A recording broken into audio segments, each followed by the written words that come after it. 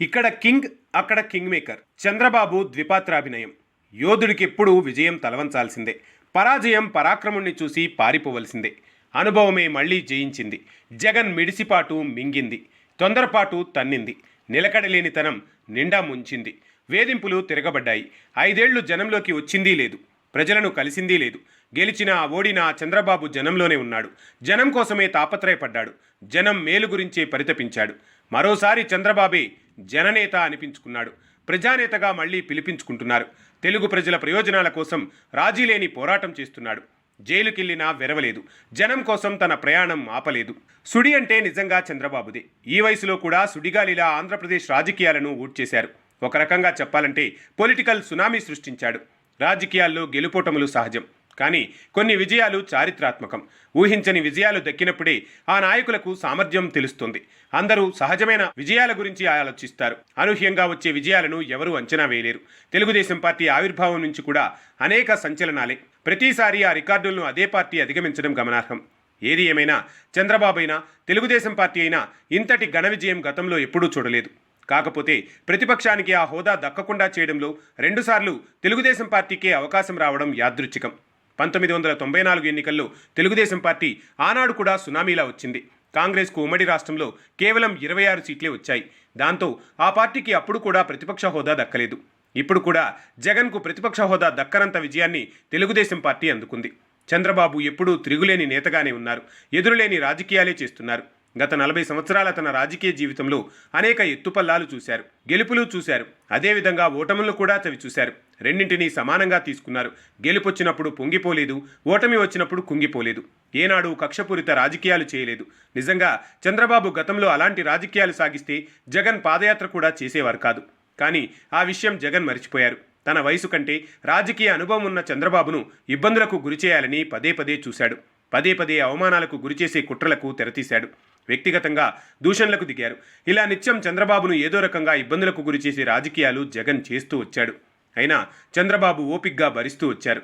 మళ్లీ తన రోజు తప్పకుండా వస్తుందన్న నమ్మకంతో ఆయన రాజకీయాలను సాగించారు. ఎందుకంటే చంద్రబాబు ఎప్పుడైనా ఎదురులేని నేతనే. ఎన్ని ఎత్తుపల్లాలు చూసినా ఆయన ఏనాడు వెదరలేదు, అదరలేదు, బెదరలేదు. దివంగత వైఎస్ కూడా చంద్రబాబును అనేక రకాలుగా ఇబ్బందులకు గురిచేసే ప్రయత్నాలు చేశాడు. కానీ జగన్ అంతగా కక్ష సాధింపులు చేపట్టలేదు. మాటలతో కొన్నిసార్లు చంద్రబాబు ఆత్మస్థైర్యం దెబ్బతీసే ప్రయత్నం వైఎస్ రాజశేఖర రెడ్డి చేశారు. ఒక దశలో చంద్రబాబును తన తల్లి కడుపున ఎందుకు పుట్టానా అని ఏడ్చే రోజులు తెస్తానని శపథం చేశాడు. అలా కూడా చంద్రబాబును బెదిరించారు. అయినా రాజకీయాల నుంచి పారిపోలేదు. రాజకీయంగా ప్రత్యర్థులందరినీ ఎదిరించి నిలిచాడు. ఎదిరించి కలబడ్డాడు. కథన రంగం నుంచి ఏనాడు వెనుదిరగలేదు. ఏ ఎన్నికల్లోనూ ఆయన పారిపోలేదు. ఎన్నిక ఎలాంటిదైనా, చిన్నదైనా, పెద్దదైనా పోరాడకుండా ఉండలేదు. పోరాట పటిమనే ఎప్పుడూ చూపించాడు. ఇప్పుడు కూడా మరోసారి తనకు ఎదురులేదని నిరూపించాడు. రాజకీయంగా సరికొత్త చరిత్రను సృష్టించాడు. తన రాజకీయ చాణక్య నీతితో పర్ఫెక్ట్గా ముందుకు వెళ్ళాడు. ప్రతిదానిని అంచనా వేయడంలో చంద్రబాబు దిట్ట. రాజకీయాల్లో ప్రతి అంచనా విజయం సాధించాలని లేదు. కానీ ఎక్కువ విజయాలు సొంతం కావడం అన్నది ఎప్పుడూ జరుగుతుంది. అది చంద్రబాబు విషయంలో అనేకసార్లు నిరూపితమైంది. ఉమ్మడి రాష్ట్రం విడిపోయాక 2 కొత్త తెలుగు రాష్ట్రాలు ఏర్పాటయ్యాయి. ఆంధ్రప్రదేశ్ ఎన్నికల్లో 2014లో ముచ్చటగా 3 నేతలైన మోడీ, చంద్రబాబు, పవన్లు ఏకమయ్యారు. జగన్ను ఓడించారు. ప్రజల చేత అనుభవజ్ఞుడైన చంద్రబాబే కావాలనిపించారు. ఆయన్ను గెలిపించుకున్నారు. దాంతో ఆయన 5 ఏళ్ల కాలంలో శాయశక్తులా రాష్ట్రాభివృద్ధి కోసం మహర్నిశలు పనిచేశారు. రాజధాని నిర్మాణం మొదలుపెట్టారు. అసెంబ్లీ, సచివాలయాల నిర్మాణం చేశాడు. అమరావతి రాజధానికి పునాదులు వేశాడు. అయితే బీజేపీ ఎన్నికల ముందు ఇచ్చిన హామీలను తుంగలో తొక్కింది. అమరావతి అభివృద్ధిని మరిచిపోయింది. ప్రత్యేక హోదాను పక్కన పెట్టింది. పోలవరం విషయంలో చిన్నచూపు చూసింది. దాంతో తెలుగుదేశం బీజేపీ మీద తిరగబడింది. గత ఎన్నికల్లో ఒంటరి పోరాటం చేసింది. కాకపోతే ఒక్క ఛాన్స్ ప్లీజ్ అంటూ పాదయాత్ర చేసిన జగన్ నవరత్నాలతో ప్రజలకు ఆశలు కల్పించాడు. దాంతో ప్రజలు జగన్ను గెలిపించారు. కానీ జగన్ అమరావతిని ఆగమాగం చేశాడు. 3 రాజధానులంటూ మడతపేచి పెట్టాడు. ఆఫ్రికా దేశానికి 3 రాజధానులు లేవా అంటే కొత్త కొర్రీలు పెట్టాడు.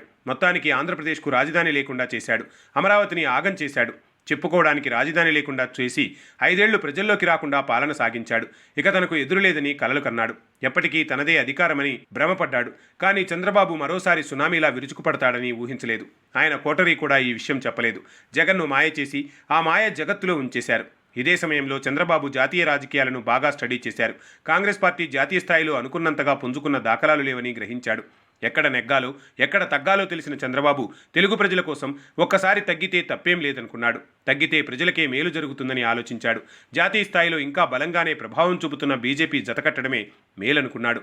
అందరూ బీజేపీతో ఏముందని ప్రశ్నించినా, వద్దని వారించినా చంద్రబాబు వినలేదు. ఆయన ముందడుగు మానలేదు. కాంగ్రెస్తో వెళ్తే మరింత మంచిదని కూడా చాలామంది సూచించారు.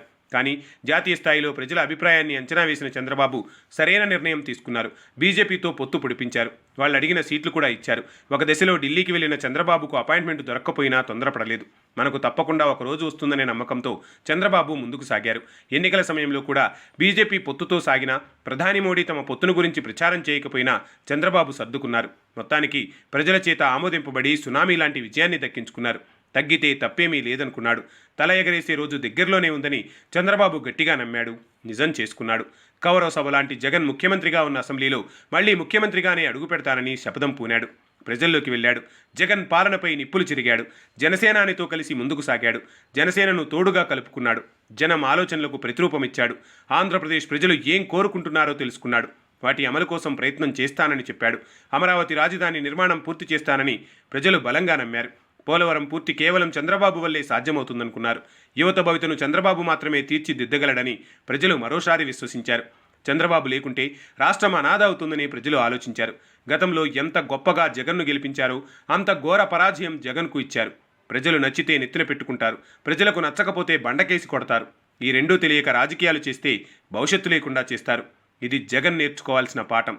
చంద్రబాబే తెలుగు ప్రజలకు నాటికి నేటికి ఎప్పటికీ ఆశాకిరణం.